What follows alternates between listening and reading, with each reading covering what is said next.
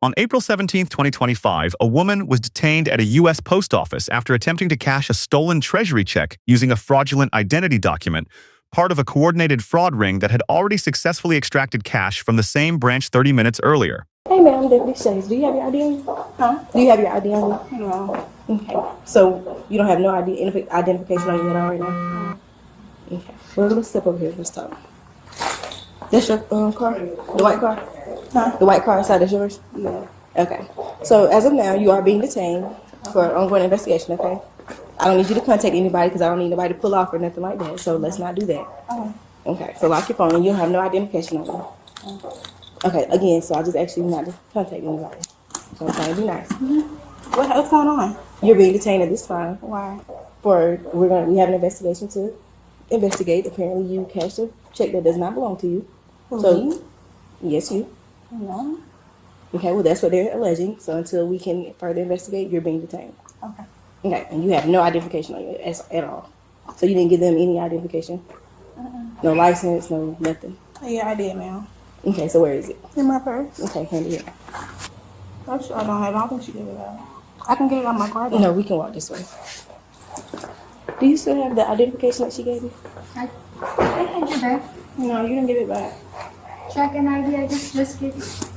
Okay. Is this your ID? Your legal ID? I need that check. He's got it. Okay. The check. Where's the check at? Which one? The check he was trying to cash, give it to the officer. Okay. So again, is this your legal ID? No. Okay. Is this your real name, at least? This is best to be honest at this point. Yeah. Okay. When's your date of birth? What's the time? What's your date of birth? I need you to get out the phone because this is a serious matter at this point. 1998. So what's your name? Abigail. Continue. What? Continue with your name. I'm just confused. Like, why is this going on? Like, I just explained why when we're standing right there. Cash my check.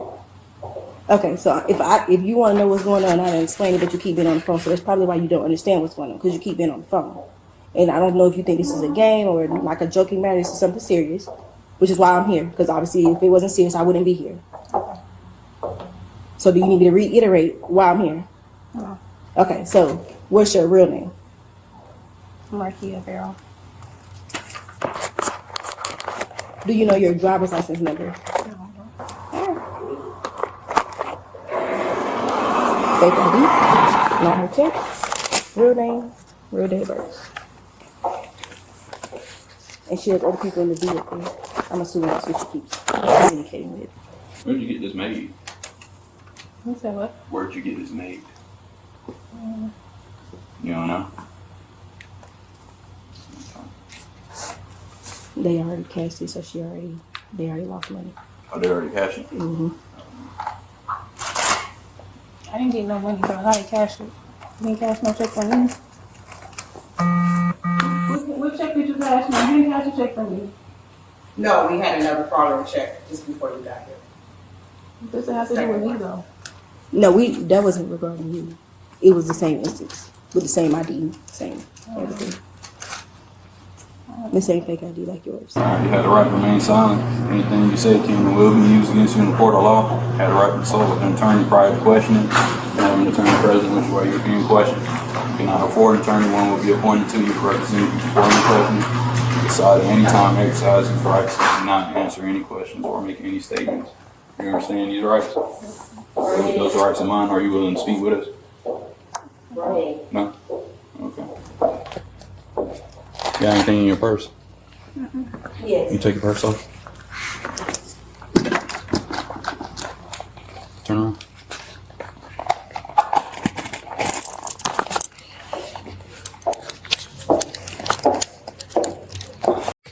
The initial detention was lawful under Terry v. Ohio 392 U.S. 1, 1968. Reasonable articulable suspicion crystallized the moment postal staff confirmed the presented ID returned to a male name while the suspect was visibly female, a specific concrete discrepancy, not a hunch. Miranda rights were administered at the 4-minute mark, satisfying the Fifth Amendment standard from Miranda v. Arizona 384 U.S. 436, 1966. Timing was correct. Miranda attaches at the intersection of custody and interrogation.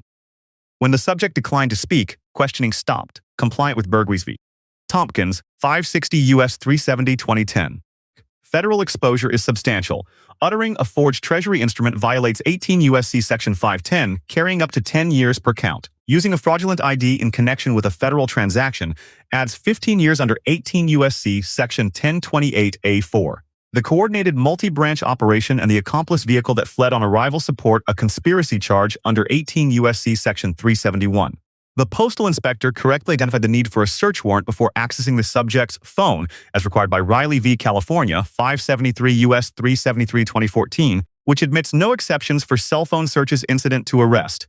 Proceeding without one would have triggered suppression under the exclusionary rule established in Map v. Ohio 367 U.S. 643 1961. Okay, I'm gonna call you right back though. I'm still in the situation. Alright, so I don't know what's going on. It's a group. I don't know if it's a group, but they've been hitting all of our post offices. So we've been sharing it in our group text. The group that was just here. No, we can't cash a treasury check without cash. So Chino fell for it. He said, here, I got 3,000, I want to buy 3 money orders. And then he says, oh, here, cash this check. And the check, that check was good. They're stolen from somewhere, but the ID is linked to a man somewhere. So then we had another group just go to Quincy to try to, they just came from Quincy and told us, and I got the email. And then we know now, so they came and got me, because this stuff comes out of their check. So they said it's a tall, slender, black male with 120.87 treasury check. So I think this one is for 15 something. It's not their ID. If you run the ID, the one that we ran earlier was to a man. So they're fake IDs. But they're stolen checks. So to cash this treasury check, y'all cash it and give them cash? Okay. Only the post office does that. Any federal check can be cashed at the post office, which is why they're coming here. Okay. But they know we gotta have the money in the drawer. So now the people have decided, I don't want to call them thieves, that if they buy a money order, they'll put that money in my drawer, and now you can get the money back. You can cash the check. And we finally found it out. The post inspectors have been on it. Like Ryan right now is with that other group. I don't know if they found him, but whoever she rode in here with took off. That was that Yeah, I didn't see the silver car. car. Yeah, he took off as soon as y'all pulled up. Okay. So It's a good job if it was legal. But it's not their check.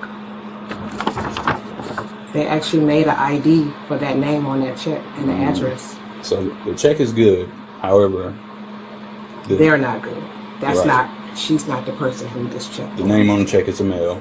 So the check is good. It returns to a male. However, obviously she's a female, so the name on that and the information on her ID is fake.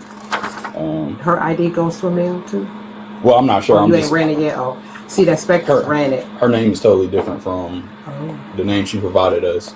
It's totally different. I from heard the her one say that's that on it wasn't her. I did hear her say that. Right. So obviously she got an ID to match the name on the check in the attempt to cash the check. Which is what the other person did. Right. How did y'all just ran it and was like, this is a male? Well, Ryan, the inspector, he'll be here in a minute. He